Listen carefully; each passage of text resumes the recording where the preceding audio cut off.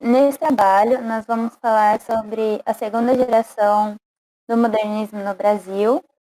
E os integrantes do grupo sou eu, Giovana, o Gabriel, a Maria Paula e o Tiago.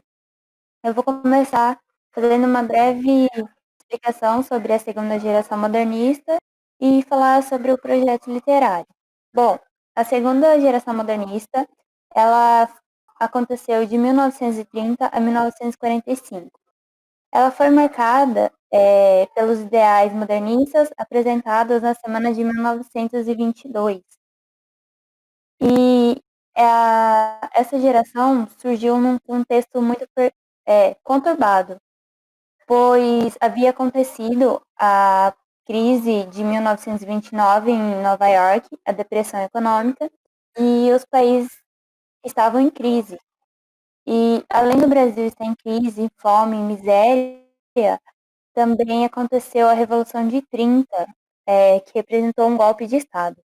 As principais características dessa fase foi a influência do realismo e romantismo, a valorização da cultura brasileira, a influência da psicanálise de Freud e a temática cotidiana e linguagem coloquial, entre outros aspectos.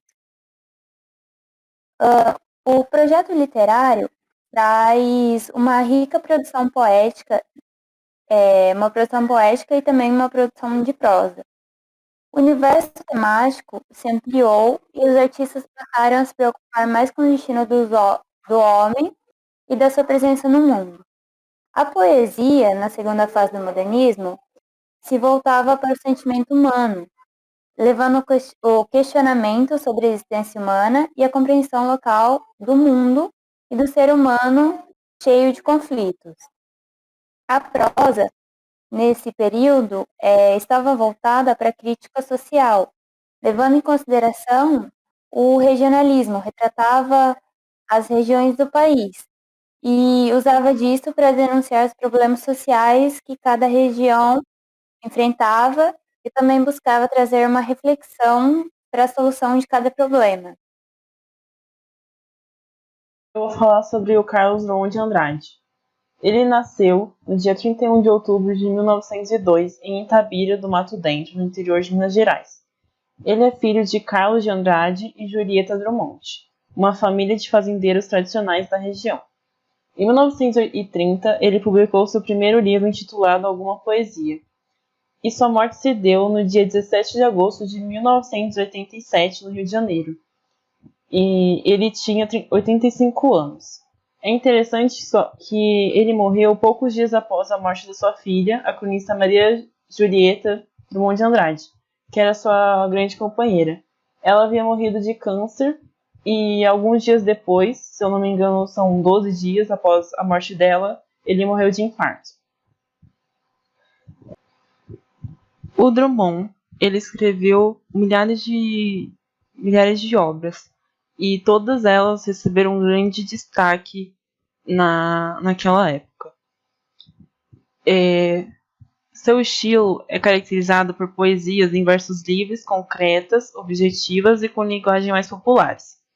O autor incentivava a liberdade para escrever, assim como muitos outros modernistas de seu tempo, sendo esta uma das características da segunda geração modernista.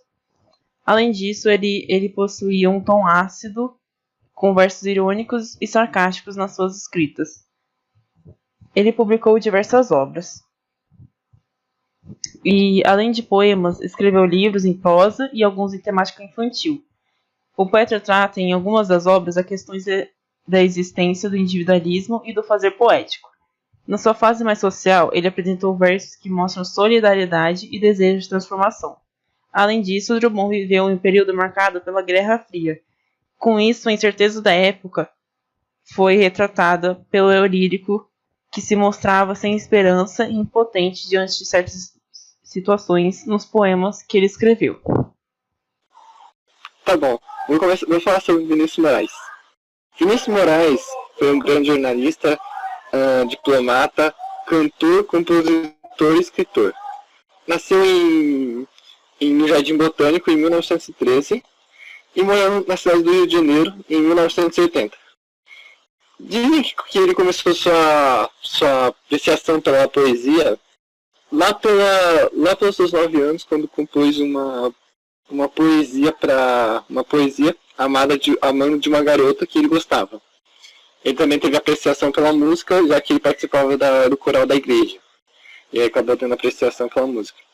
Em 1929, ingressou no curso de Direito da faculdade que hoje em dia é considerado como a Universidade do Rio de Janeiro.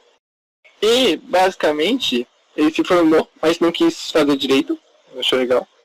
Em 1938, ganhou uma bolsa de estudos do Conselho Britânico para cursar literatura na Universidade de Oxford, no Reino Unido.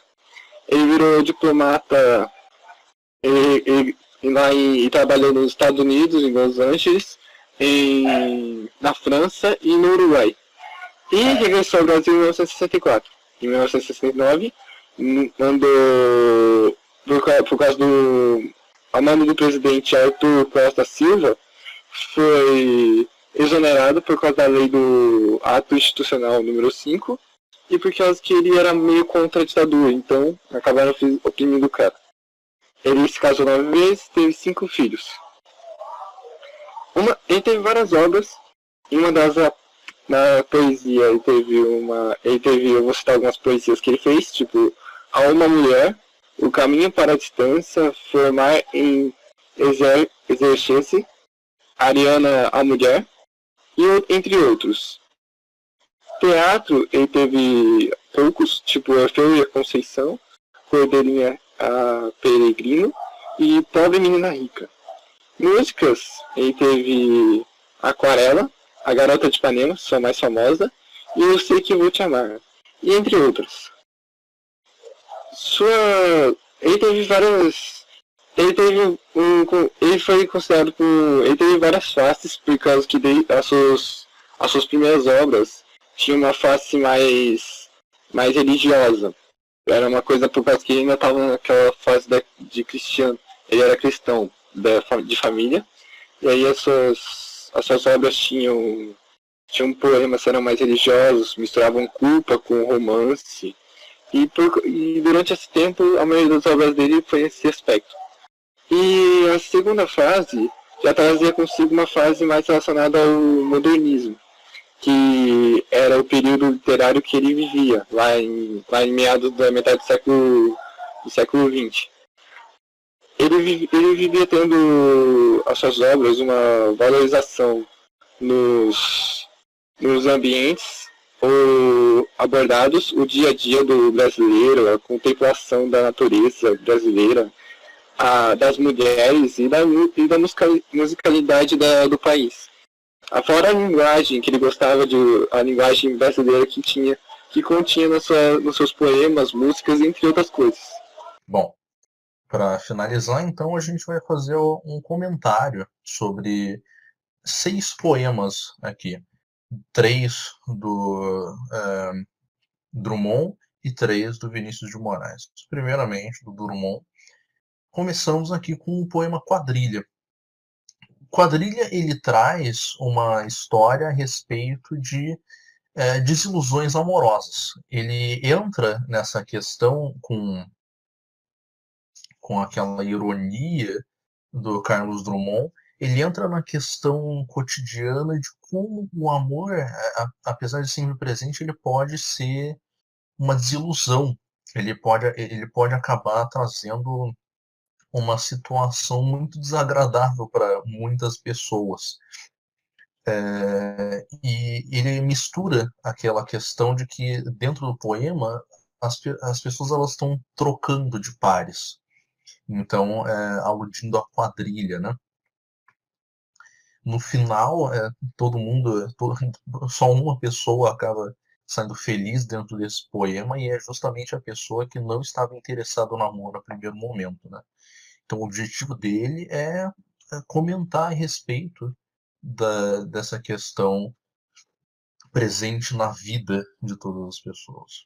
Segundo poema aqui, Destruição, ele pega uma espécie de visão negativa em cima do amor, porque ele conta sobre como não necessariamente o amor é sempre uma coisa muito positiva, e sim ele pode ser uma espécie de aprisionamento para o indivíduo, né?